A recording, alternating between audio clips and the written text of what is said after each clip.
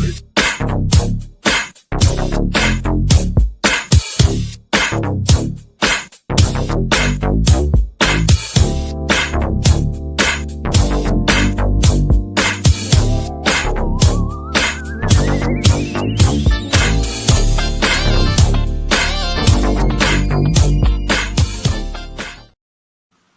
welcome to Let's Talk Nation. I'm your man, Rod Love, and sitting next to me is the General Attorney, Greg Jackson. How you doing, man? Once again, the song, Brother Love. You know how we get this thing started every week, man. How's your weekend this past week? I got a little detail, man, on my weekend.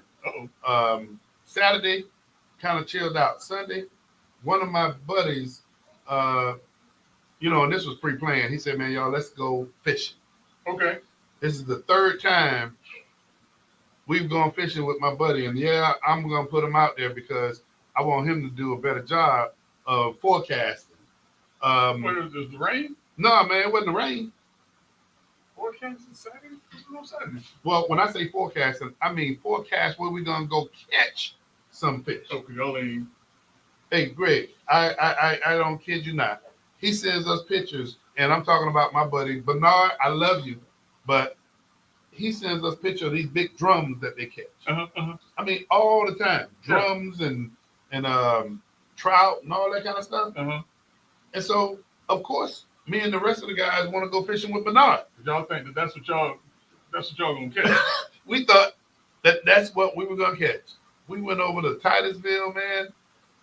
Titusville's a place. Thank you. Okay. Yeah, Titusville's a place. Well, again, I'm gonna say my buddy Bernard. When he sends us pictures of him going fishing, big old drums, trout. Well, listen, man, cut to the chase. What are your pictures of your big old drums and trout? That's all I want to know about. Wait. I'm going to tell you. Show Let's Talk Nation your trout pictures and your drum pictures. I'm not even going to tell you no fish stories. Between all of us out there, I mean, we had a great fellowship. We fellowship. All right, listen, I don't want to hear about no fellowship. I want to hear about the other elk. Well, let me tell you. One blowfish that might have been 6 inches long, and you can't eat a blowfish. So we use, we do that.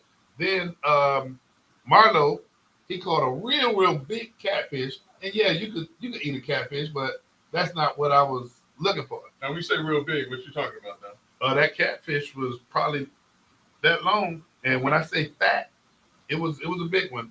And we have little wagers, Greg, about who catches the biggest eatable fish. Okay.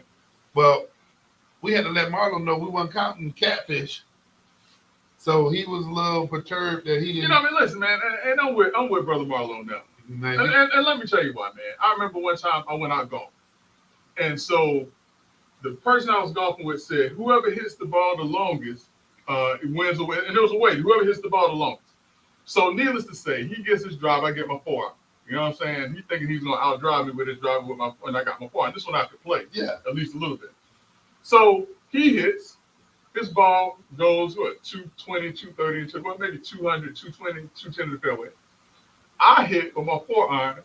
I carry it 240, slightly off into the rough.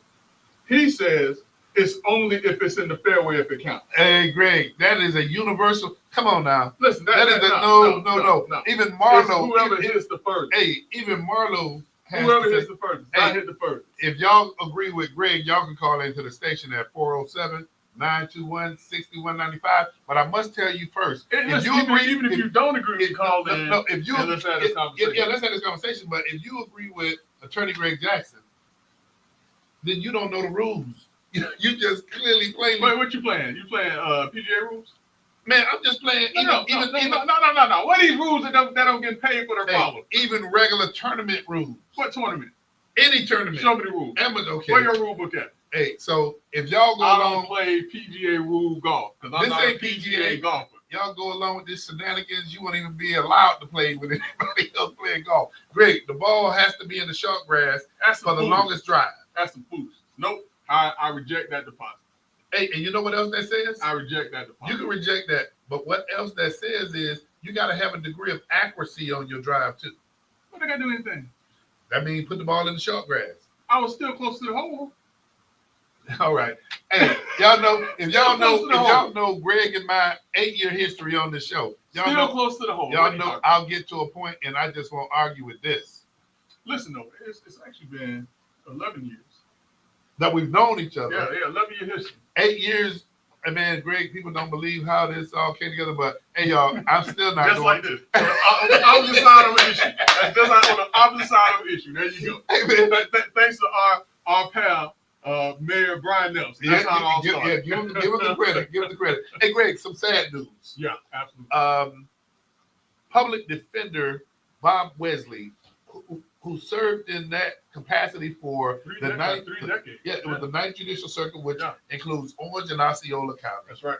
And 3 decades, you say? 3 decades. Greg, he retired, and we had the elections in November. Right. And I believe it was this past Friday that, the whole world got notification that Mr. Wesley passed away. Yeah, passed away at age 72 after a stellar career in public service. As I said, his career spanned more than 3 decades in serving the Orange Osceola County community. In various iterations, not just as public defender, but that was he was a stalwart.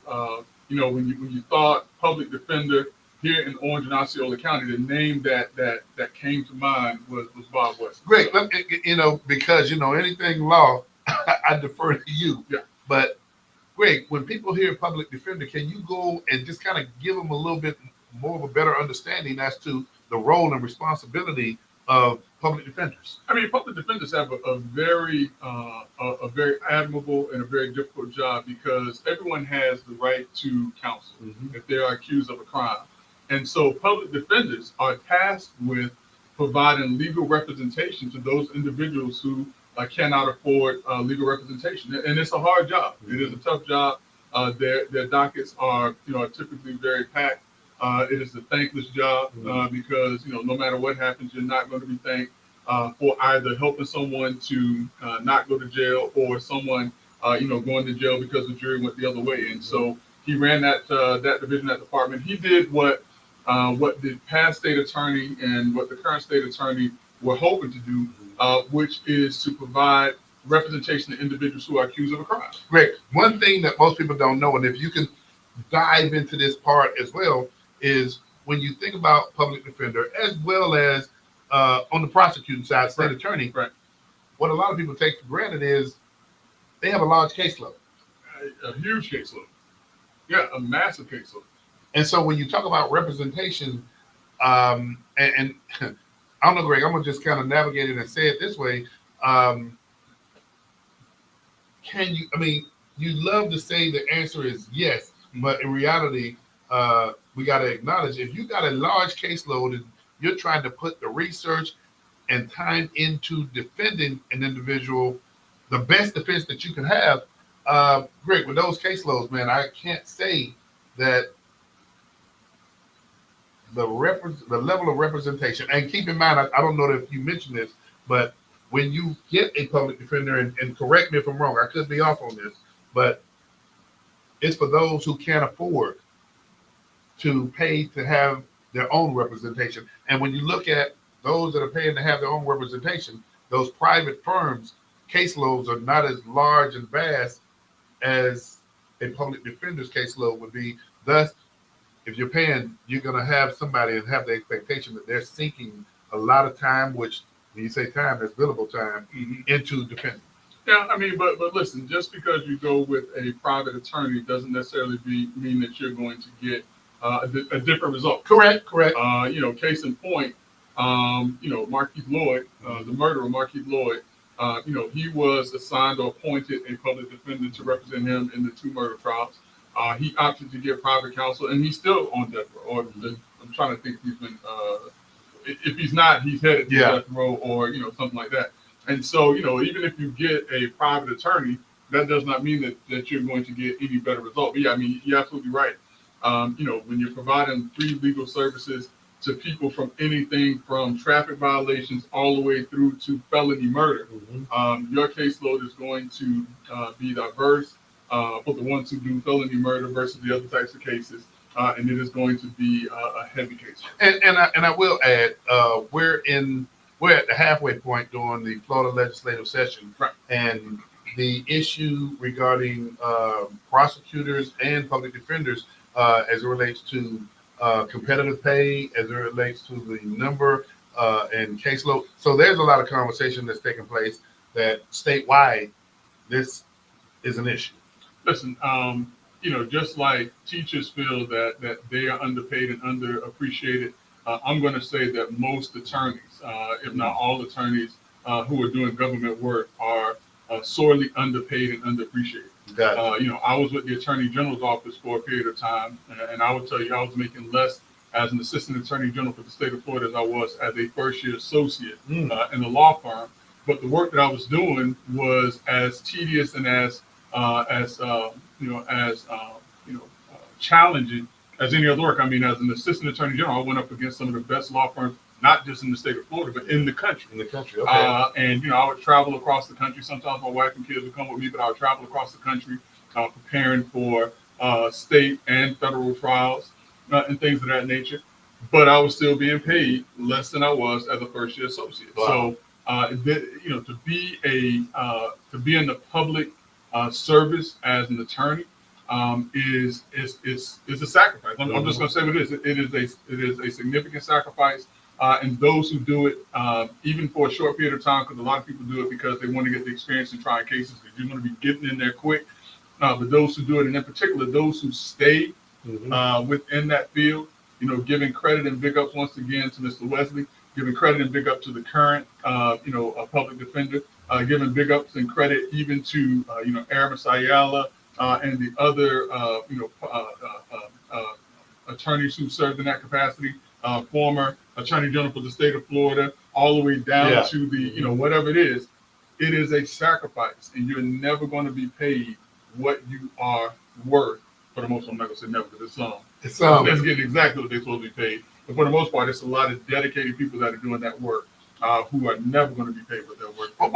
Well, great. On that note, let me try a segue. Yeah. And that segue is from a legal perspective. Right. When I look at the 22nd Amendment. Okay. Am I working? I see. So great. Get some feedback regarding President Donald Trump looking at the serious consideration of running for a third term. Listen, brother, before we get there, I got a segue of my own. Okay. Because what I got to tell folks is if they're listening right now to these two voices, they're tuned in to two of the most influential voices in Central Florida on a Monday night podcast, Brother Love and Greg Jackson, the dynamic duo guaranteed to raise your IQs 20 to 15 points or 15 to 20 points. I said that backwards because you messed me up with my golf thing. That's all right, though. But if you're tuned in to these two of the most influential voices in Central Florida Monday night podcast, Brother Love and Greg Jackson, the dynamic duo, we are here to entertain. We are here to educate, but most of all, Brother Love, we are here for Let's Talk Nation. So if you want to be a part of tonight's conversation, all you got to do is hit 407-921-6195 or use your Twitter fingers, use your Facebook fingers. You can come, you can chat with us because we're here. We're chatting it up, not just with each other, but everybody on here. So, Brother Love, if they want to do it, all they got to do is come and be a part so we can tell them, let's get it on. All right. Hey, and for those of you who want to engage, hey, come on, dial in and join this conversation. That phone number is area code 407-921-6195. So, Brother Love, you have posed an outstanding question. And listen, the reason why this is such an interesting question is because there were a lot of individuals who were concerned that when Donald Trump ran this second time, that he was going to try to make this a dictatorship. And that was what a lot of Democrats said. Hey, he's going to try to change the Constitution to where he can never be ousted out of office. One of the things I said is that one person cannot change the Constitution. As a matter of fact, if he was going to change it or try to change it, he had a chance to do it during his first term, and he didn't do it because he couldn't do it. However, that's the however. However, this weekend, while speaking to reporters, Donald Trump made a glaring admission, which some may say a glaring admission, in that he indicated that he would not mind entertaining a third term.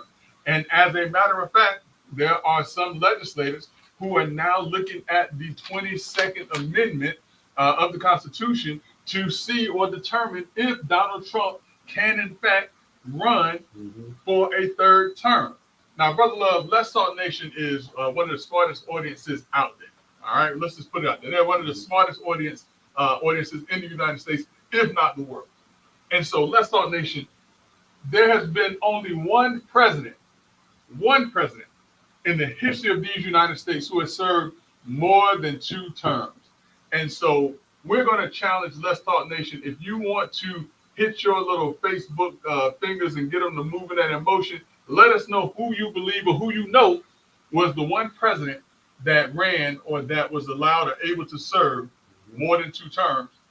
And we'll have a little conversation about that. Okay, so great. Let me ask you this. Do you think that this is going to energize Democrats as we get ready to move into the midterm? Oh, absolutely. Okay. Absolutely. I mean, listen, Democrats have been trying to put their hands on something to say, hey, look, we told you about this guy. They were trying with the economy. They were trying with what's taking place in Israel and saying, hey, he said he was going to stop the war. He hadn't stopped the war yet. And I realized that it takes time. I had a conversation with people or someone in the day that was like, well, he said that he was going to lower prices on day one. And I was like, well, really what he was saying is that he was going to institute policies to start lowering prices. So I wasn't expecting prices to drop on day one that Donald Trump came into office. But what it has done is, what Democrats, outside of a Signal Gate, which we didn't have a big conversation about Signal Gate, but outside of Signal Gate, where they're now having congressional hearings to determine what went wrong there, this is now going to be one of the biggest conversations because most Democrats are going to say, or a lot of Democrats are going to say, I told you so. This guy doesn't want to follow the rules. He doesn't want to leave office. And if he gets the opportunity, he has the House and he has the Senate. They're going to help him to change the laws where he doesn't have to leave. And I think that this is a very, very bad look for the Republican Party right now. So Greg, you got talking heads all over the place, man. And once this became, public and evident, who do you think was one of the first names that came up when the discussion about a third term came up? Listen, if Republicans want to talk about, their favorite president or one of their favorite presidents serving the third term, then us Democrats, we're going to go to our main man. And our main man is none other than Barack Hussein Obama. And so, listen, the counter to, hey, if Trump can run a third term is, well, if he can do it, Obama can do it. And when you say us Democrats, you mean y'all Democrats? Yeah, us Democrats, not y'all Republicans. Okay. I know who I've been talking to. But listen, the other name that has kind of surfaced, but I think he's a little long in the tooth to be considered, is Slick Willie Bill Clinton. Bill Clinton was also another president who was highly revered, across the board. He was also highly respected by both sides of the aisle. But Greg, that was a time ago, though. That's what I'm saying. He's long in the tooth, man. Yeah, There's no way he could manage a campaign, even if it's a Joe Biden-esque campaign, where they hide him in a basement and he doesn't have to come out much. I don't think he can handle that type of activity at this point. Hey, Greg, let me ask you this. And you're right, I get it. But when he was president, the advent of the level of technology and the way politics are taking place nowadays, man, I don't know if he can keep up. I don't think he can. But, listen, like I said, the name that has come up, and I fully expect, because remember, when Joe Biden was running the first time, when it was showing that he was slumping in the polls the second time, although there was moves to move him out of the way, the person that came to his rescue was Barack Obama. Yeah. When Kamala Harris was failing with the African-American male vote, Obama was called to come to her rescue. Barack Obama, although he has been out of office since 2016, still is one of the largest and most influential voices in the Democratic Party. You're right. Hey, Greg, while we're waiting on anybody from Let's Talk Nation to give us the answer to who give them the question one more time, just in case somebody just tuned in. Who was the only president to serve 3 terms? More than 2 terms. More than 2 terms. Yeah, more than 2 terms. And if you know who that is, hey, dial in, give us a call, let us know, or you can get on Facebook, you can use your fingers on Instagram, whatever you want to do. But we like to hear your voice and hear how smart you are. That phone number is area code 407-921-61 95. Absolutely. Listen, and don't let us down, Let's Talk Nation, because as I said, you all are probably one of the smartest audiences in the United States, if not the entire world. Hey, Greg, man, here's a name that was very, very popular, and it's still out there. But I think a little shine is, in time, shine does go away. Yeah, yeah. But Stacey Abrams, what's the deal with her? Listen, man, her name is back in the news right now because apparently, from her run for governor in the state of Georgia back in 2018, there has been some questions about the money or the expenditures to her gubernatorial campaign from a nonprofit political organization that she was a part of. And so, the New Georgia Project was recently fined by the Georgia State Ethics Commission $300,000 for violations of its finance or election finance laws in the state of Georgia. And so the now chair of the Ways and Means Committee has intimated that Stacey Abrams, or that the organization that funded her campaign, the nonprofit organization, should use this tax exempt status, and he's calling on the IRS to do that. But this is a huge blow to Stacey Abrams, who was nothing short of a rising star in the Democratic Party. Again, she still has a major voice in the Democratic Party. As a matter of fact, when Joe Biden was running for president the first time, one of the few names that was mentioned to serve as his running mate was Stacey Abrams. And no doubt that when it came to garnering votes in the state of Georgia, one of the names and one of the individuals that was key and instrumental in that was none other than Stacey Abrams.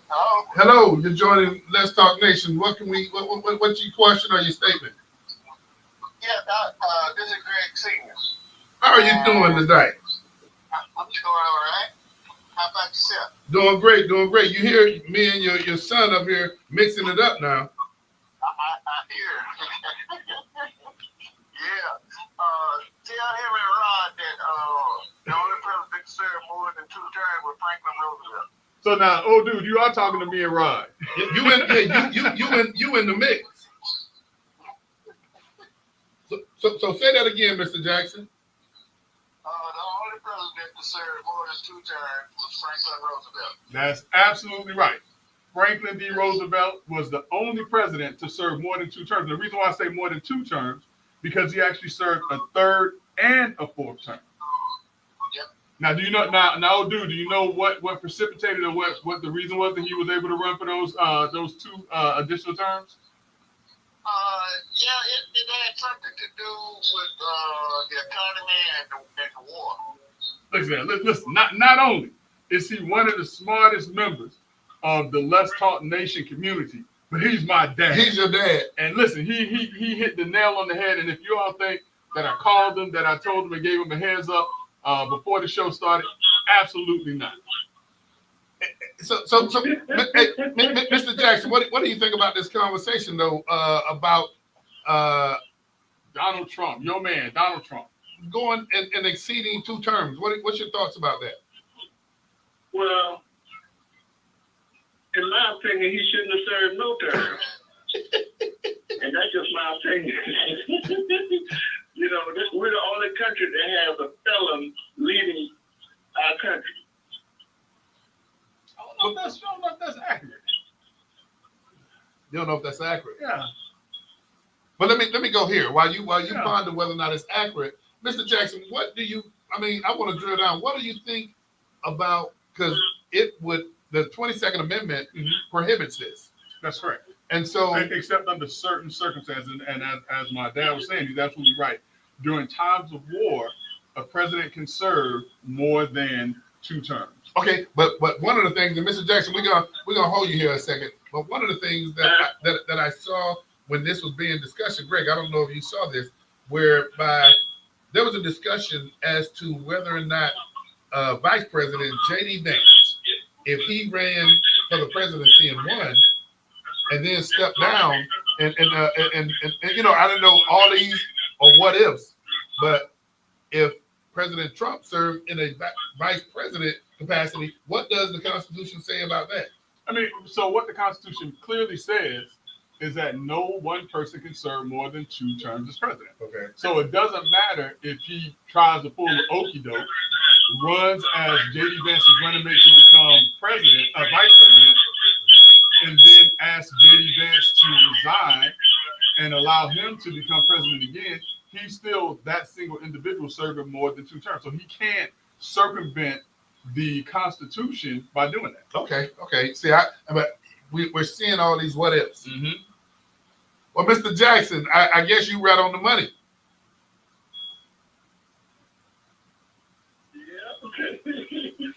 Well, man, we appreciate you calling in. Hey, anything happening with that Alabama sweet bread? The next time I come down, I'm gonna bring you one. Okay. Hey, Mr. Jackson, thanks for calling in. Yeah, man. All right, you take care. Bye-bye. Okay, you too. All right, there you go. So we got an answer to that question. Yeah, absolutely. And listen, so for those who did not hear or may not have understood the answer, little Brother Burns, you're a day late and the dollar short, man. We just had somebody to call in and just give us the answer to the question, but we appreciate it. You're absolutely right. Franklin Delano Roosevelt, during the time of World War II, was called upon and allowed to serve a 3rd term and then ran again for a 4th term. No, And actually, so that is absolutely correct. specifically, actually, Brian gave it first. I didn't show it because he didn't call in. Say it again, Doc. I said, Mr. Burns I didn't show him, but he. Oh, he came up first. Yeah. Oh, my bad, Brother Burns. I'm sorry about that. Yeah. But no, you're right also, Brother Burns, that it was Franklin Delano Roosevelt. Yeah, he had it right off the top when y'all asked. Hey, and this was it makes exception for times of war. Yeah. So, and listen, I don't know. So does that mean? Is this an indication Does that mean that? I know exactly what you're about to say. Start a war so he can stay in. And it's funny that all of this came up in the middle of us talking about the signal gate. See, it switched. See, that's bait and switch. Everybody got to talk about him having the audacity to say he's gonna run for a 3rd term, but it takes a constitutional amendment and ratification by 38 states. He's not going to get that. He is not going to get that. Well, not only that, and so let's say a president can run for additional terms during war. Only Congress can declare war. The president can enter into conflicts, which that was the big difference between, technically Vietnam and like the Korean War, different things like that. Yeah, the war because that was technically a conflict, and so Trump can enter into a conflict, but if that conflict does not declare war, he still can do. But here's the interesting thing. About a month ago, when Zelensky was in the news about him being president, Trump was saying that he was not a legitimate president or something like that because he shouldn't be in office or something. And so Zelensky had to point out to him, well, yeah, I actually am legitimate president because I'm serving during wartime, and so I can't leave my post during the period of time while we're in war. So that's in their constitution as well, right? Yeah. Listen, I want to say it's in most countries' constitutions or governing documents that you don't want there to be any type of change in leadership or policy during a significant time period such as wartime. Greg, something else, and I want to hit on this, and we went backwards a little bit on President Trump, but then we were having a conversation about Stacey Abrams. Yeah. One thing, man, and when you said that, I saw a number of different reports that were taking place, particularly when, and Doc, you might be familiar with this as well, when USAID started receiving its cuts. Yeah, that's right. There was a story that took place, and we like to try to go to different sources so that we can fact check what we're talking about. But from the EPA press office fact check in Washington, some of the post coverage on waste and abuse of taxpayer dollars, one of the items came up, and it was March 7th, 2025, and this was out of Washington, D.C. It talked about the Environmental Protection Agency coverage of defending the allocation of $2 billion to Power Forward Communities, a group linked to Stacey Abrams, for which the Post called criticism vastly overblown regarding that entity receiving $2 billion to target communities regarding their appliances. Switching out appliances. So I know we've been, and there's been a lot of criticism when you talk about USA aid being cut. I know there's some categories that they do good work in, Right. but Greg, there were, and I don't know, was it a 48 or 40-something billion dollar entity? And when we looked at some of the line items that were getting funded in that category, some research on mice regarding the effects of transgender in mice. Right. And Which is interesting. Very interesting. And so when you broke down the line items in this, there were a lot of money, Greg, that was very questionable. And again, what people don't realize about USA aid, and I was surprised when I saw this piece in there with a group linked to Abrams. USA aid mission is supposed to be focused on funding other countries, right? That's right. Yep. So let's circle back on a comment that was made that we're the only country that has had a president that's been convicted of a felony or serious crimes. So I mean, if you just kind of go to a Time magazine article, because back when Trump in 2024, after he'd been convicted, there was an analysis across the board, across the world, about other leaders. So if you look at Brazil, Luiz Ignacio Lula da Silva, Brazil's incumbent president who previously led the country from 2005 to 2003 to 2010, was jailed in 2018 for corruption. However, he had his charges overturned in 2021, which allowed him to run for the presidency in 2022. You also had Benjamin Netanyahu. That's what I was thinking of. Benjamin Netanyahu has been accused of and indicted in 2019 in a series of charges, including fraud, bribery, and breach of trust.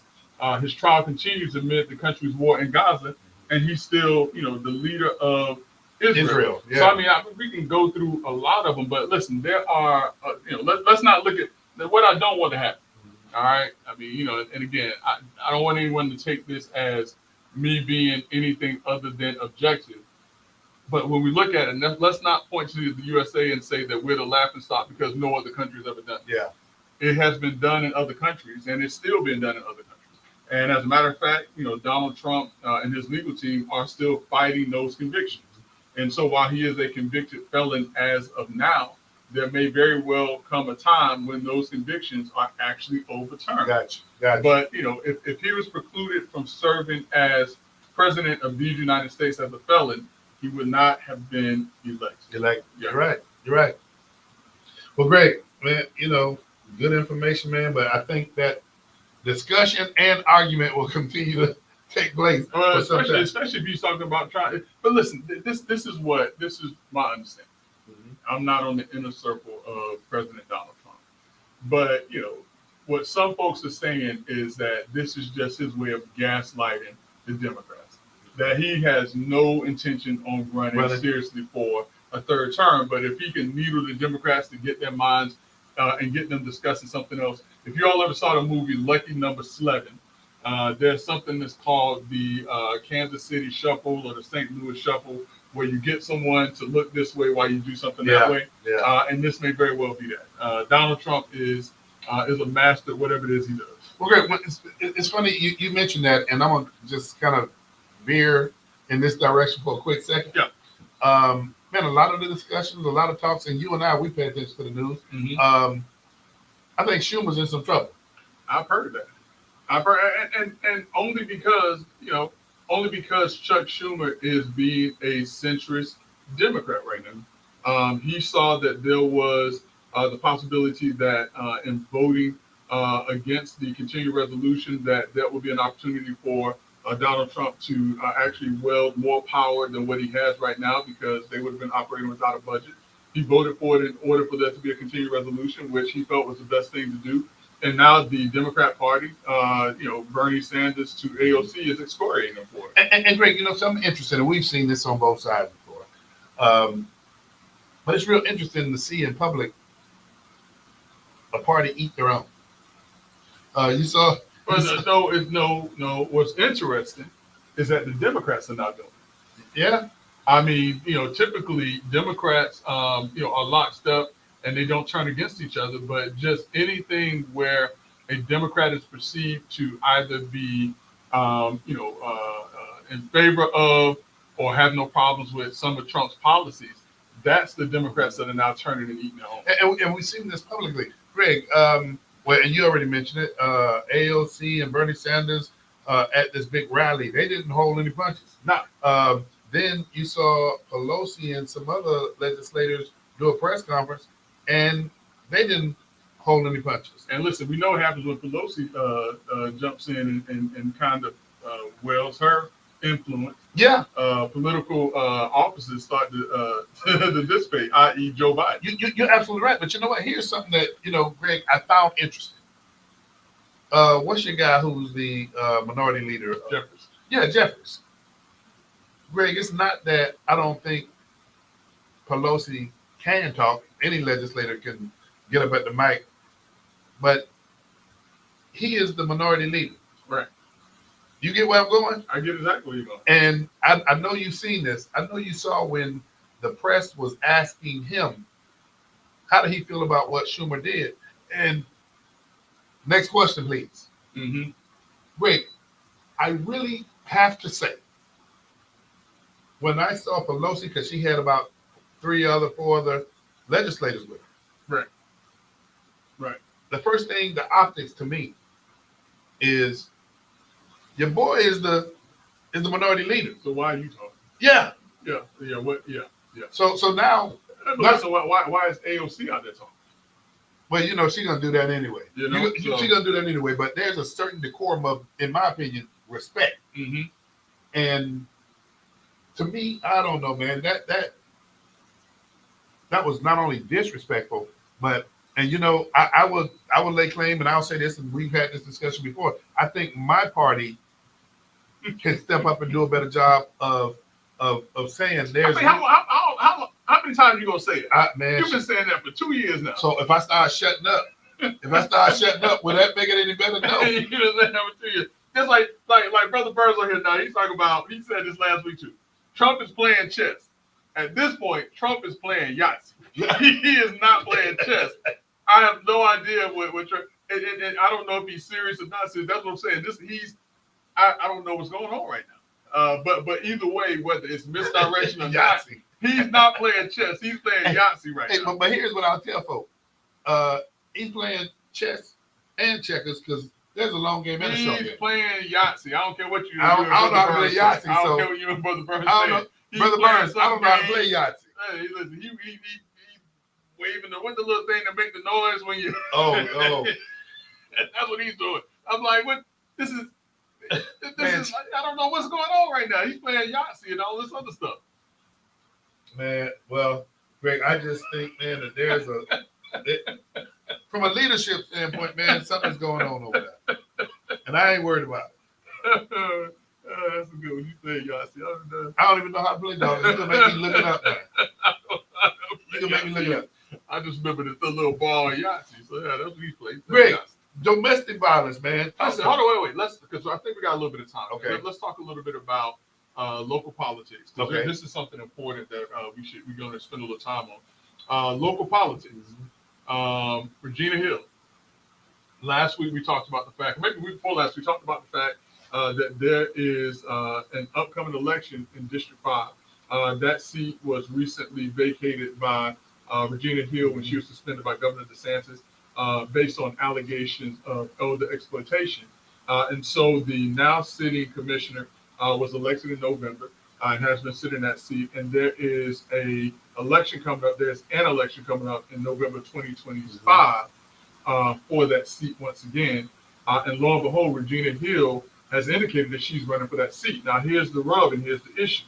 Regina Hill has a trial coming up, a exploitation trial that's coming up May 12th of 2025.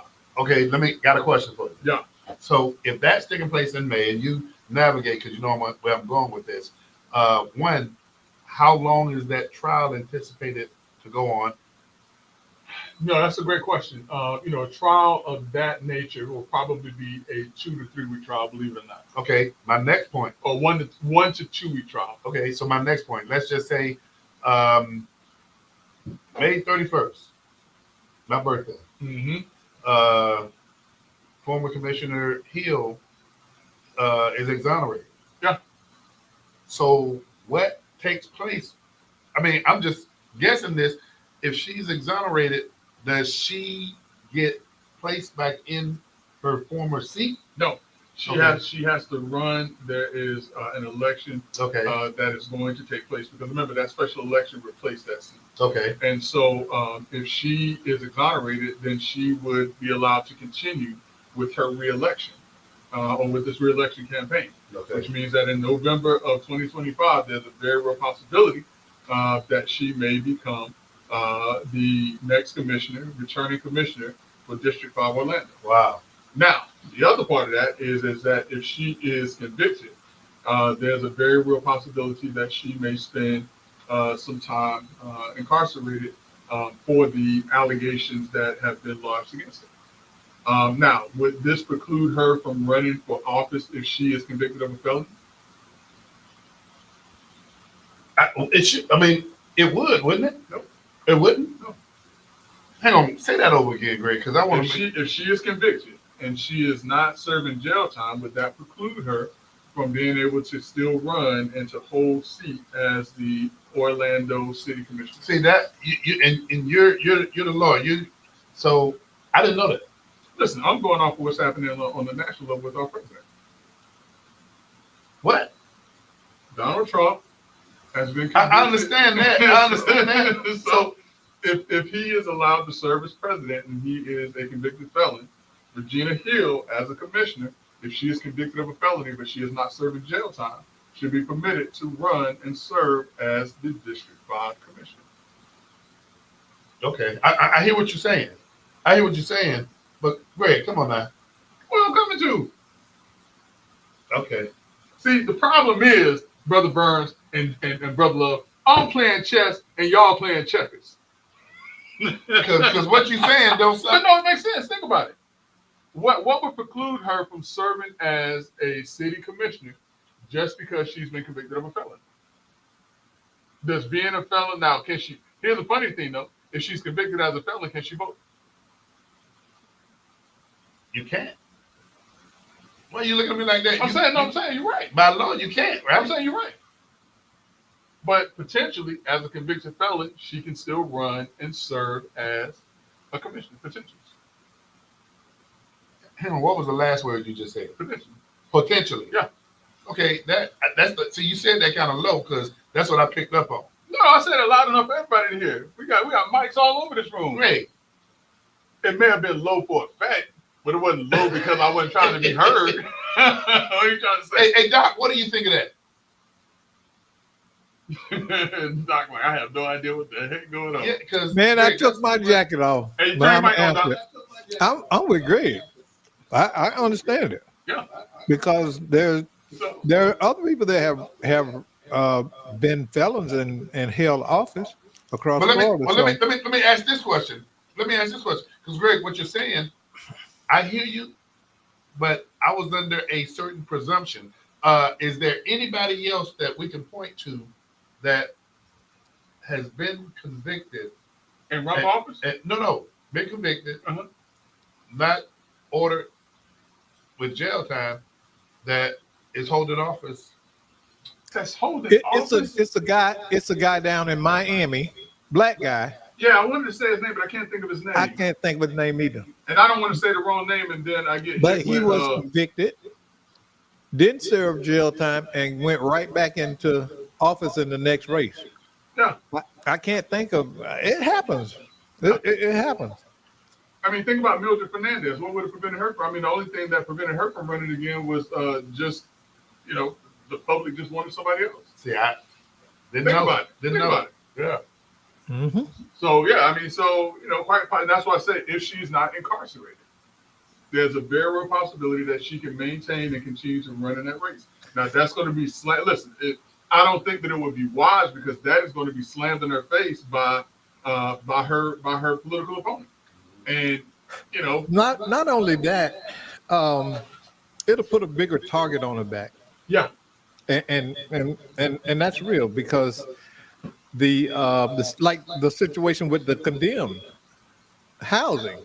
Now, allegedly, someone in city government was behind the condemning of her house. Mm. And other things like that because she ain't rich, and that takes money. Yeah. You're right. And you can only be the benefactor of donations so long. Oh, you know something, Doc, Greg? What you're making me think about is the former mayor, and he's deceased now, Marion Barry. Yeah. That is the best example. That is out. Yeah, I mean, so listen, you can go way back to Marion Barry. Yeah. I'm gonna go to this last election. Donald Trump has been convicted of a felony, and he is now serving as the president of these United States. Now, whether or not he was wrongly convicted is a question for another day. Yeah, I got you. And personally, I think that the convictions should not and will not stand. That's just my personal feeling on that. But the fact of the matter is, he has been convicted of and is a convicted felon who has been elected to serve in the highest office in the land. Well, there you have it. Hey, before y'all talk about playing checkers and chess, Trump is not playing chess. He ain't even. Hey, Doc. You heard what I say playing. He committed to the con. That's it. Hey, Doc, Doc. hold on, wait. Hey, Doc, you heard what I say you playing, right?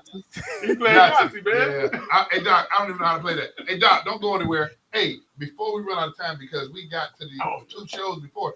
Greg, Doc, we have another state Senate race that's coming up, and I'm talking about District 15. Yeah. Which is, I think it's going to be a very interesting race. It is. Listen, it's going to be a very interesting race for the fact that you have. I mean, we talk about sibling rivalry. Uh-huh. This is sibling rivalry to the nth degree. Yeah. You have former state senator, he was a House representative, became a state senator, Randy Gracie. And you also have a sister who recently became a state representative and is now vying to run for the same exact state Senate seat that her brother's running for. So this is going to be very interesting. And then one of the things that we didn't mention, Greg, is that House Representative LaVon Bracey held a press conference to announce her candidacy for District 15. Yeah. And I got to say, I don't know, man, I counted maybe 75 or so supporters present. I think she's out of the gate. And one of the things I got to say this, out of the gate in terms of running in that direction, her brother announced, as you well saw too, via Facebook, that he was running. It's not a good look for the Bracey family, and here's why. They're both very capable. Okay, I like both of them. They're sharp, good people. And in that, you have a possibility for a political family to rise here in Central Florida. And with them fighting, okay, it's going to create a dynamic where they can be divided. And I think that they're weaker. They are actually going to make each other weaker as politicians by running against, this has a potential to damage both of them. Yeah. Nobody's going to walk away without scars from this. Instead of doing like, political families, they know how to come together and say, hey, okay, you're going to run for this. But when it's time for me to run for that, then I need you to put all the Doc, energy behind it. Doc, and I'm glad you said that. A couple of things, man, and I want you and Greg's cranial feedback, if you would. I hear what you're saying, and I don't disagree with one thing that you're saying. But one of the things, man, that I'm compelled to point out is that says District 15. That seat is the people's seat. Let's make sure we get that right first. And I hear what you're saying about political family dynasties. Yeah, we know about the Kennedys too. But first and foremost, let's make sure we recognize that as the people's seat. I don't think anybody else. I do, but here's what we got to think about. See, they're competent. They're competent people. Yeah. That's who we want in office. That's why I'm framing it this way. Okay, these are the type of people that we would gladly have to represent us because they're not going to get up there and coon and boom. Yeah.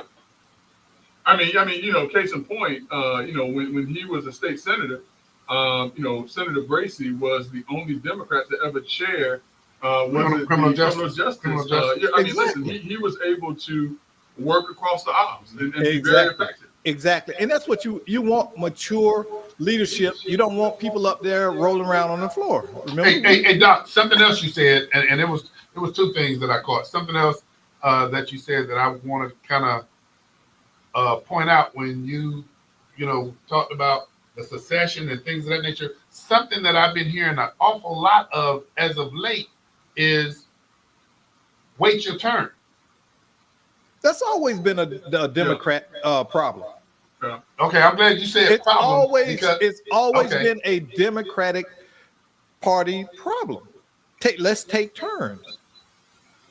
We very rarely have primaries where we primaried everybody. Mm-hmm. Somebody in the party at some leadership level decides you're gonna run, and then they freeze out everybody else. I've seen it take place in the leadership, especially here in Florida. Yeah. I've been to many meetings, and they tell one person, "No, we ain't gonna do nothing for you." Yeah, we're not gonna support you because it's not your turn. We're not gonna support you. Yeah. It's not And your that turn. kills me. Yeah. But now here's the other dynamic also that is being missed is that with the Braceys being in contention with each other, not saying that they're against each other, they're running for the same seat, so they're in contention.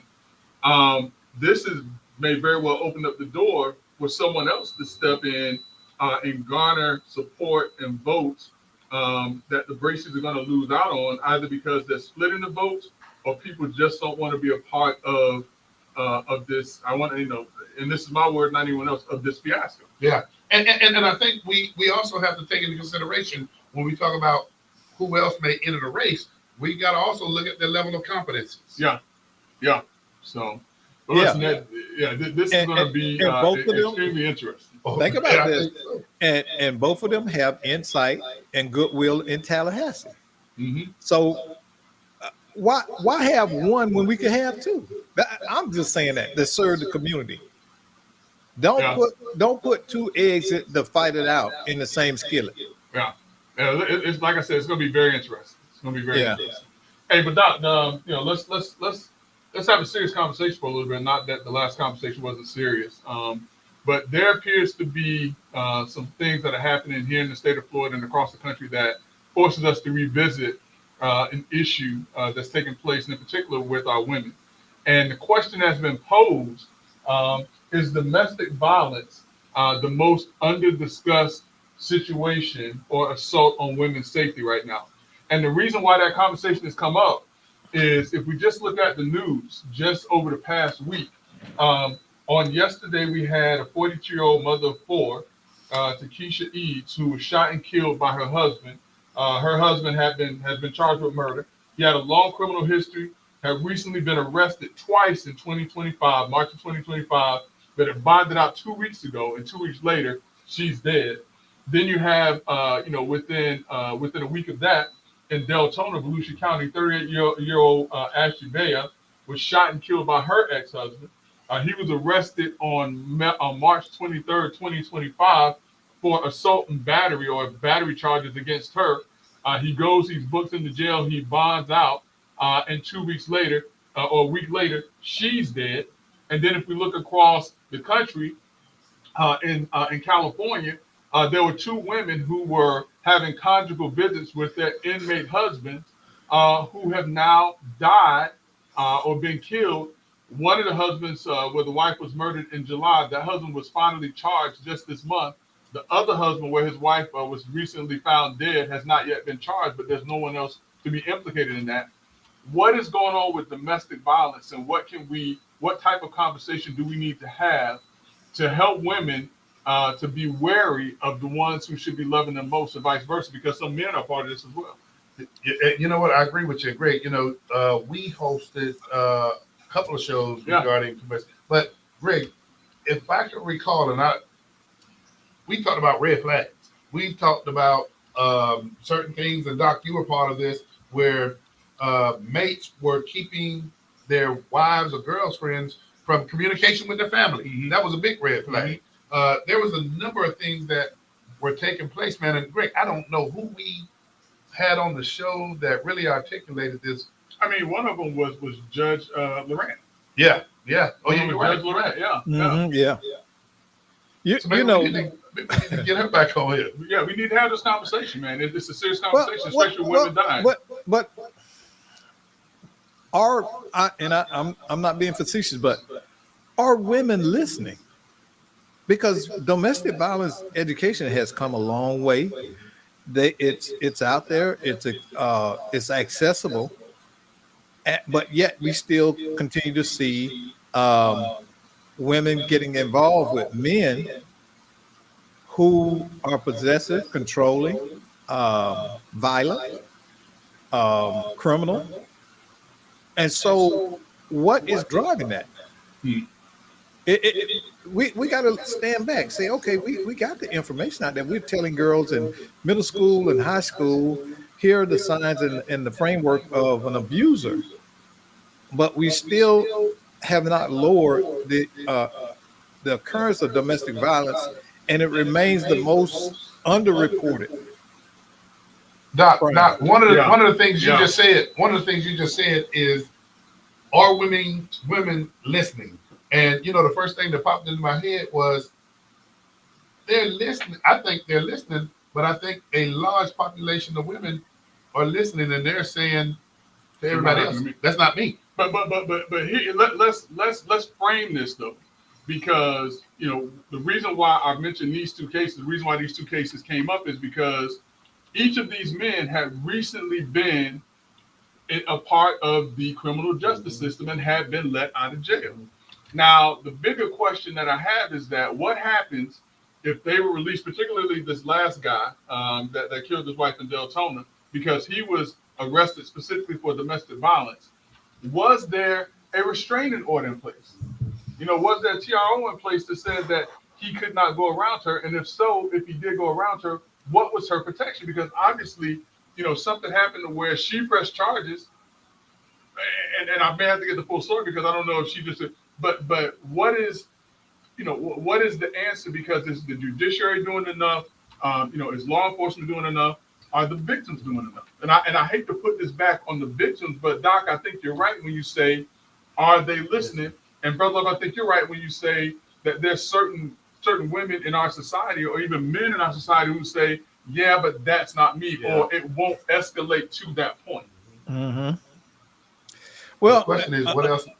Go ahead, Doc. Again, until we can figure out the riddle of what drives it. What do you think drives it? What do y'all think drives domestic violence? What is control? It? I mean, I think that you but, have. But men, why? But why? I mean, control is what? Power. It's an element of power. How? Because they're able to inflict their will on somebody else to do what they want them to do, to not do what they don't want them to do. And so if they can more control about that person, then they have a level of power, so they think. So they do it in order to feel in control? Yeah. I mean, what else is there? I mean, but why do they have the need to feel in control? Remember now, I'm just kicking this around. No, you're right. But remember, and Doc, you were the one who brought this young man to the table for us. And you know, the reason why he did what he did. I think that it would be important for us to revisit that from, you know, and you know, and excuse my, my lack of craftiness, but we need to hear it from the abuser's point of view also, because I think that it is a bilateral approach. We have to help the victims and we have to help the victimizers, and it's not just put them in jail and hope that the system rehabilitates them, but what can be done to fully get them to see that what they're doing is wrong. And Greg, you hit something right on the head, and I think maybe year 2 of us broadcasting, we did a domestic violence show, and we went through the route of making sure that what we were doing wasn't appropriate, because we actually had an individual who, you remember that? I do remember. So maybe that's something. we did it in conjunction with Monique Morris and with Carmen Rubin. Yeah, exactly. Yeah, that's right. Hey, but see, Doc, look at your clock. You asked me to come on. You got a point now. You got a point now. Listen, I ain't gonna argue with him. You got a point. I had my jacket off. I'm chilling here. I'll give it. You was eating the snack, Doc. You even had a snack. Hey, but because I know Doc was gonna add volume to this. Did you see Did you see the clock when you told me to stick around? All right, okay, I'm my just fault. saying. Hey, Doc, brother, you bring a lot to the table, and bring it to the table next week. Bring it to the table next week. Hey, for those of you who tuned in to Let's Talk Nation, we love and welcome your participation. We love and welcome your engagement. But most of all, that's why y'all 2 of my favorite people. That's why we 2 of you. Yeah. Hey, you know what, Doc? I'm gonna say this to Greg, but it applies to you too, brother. You don't have to go home, but you got to get out of here. We'll see you next week on Let's Talk Nation. Y'all join us.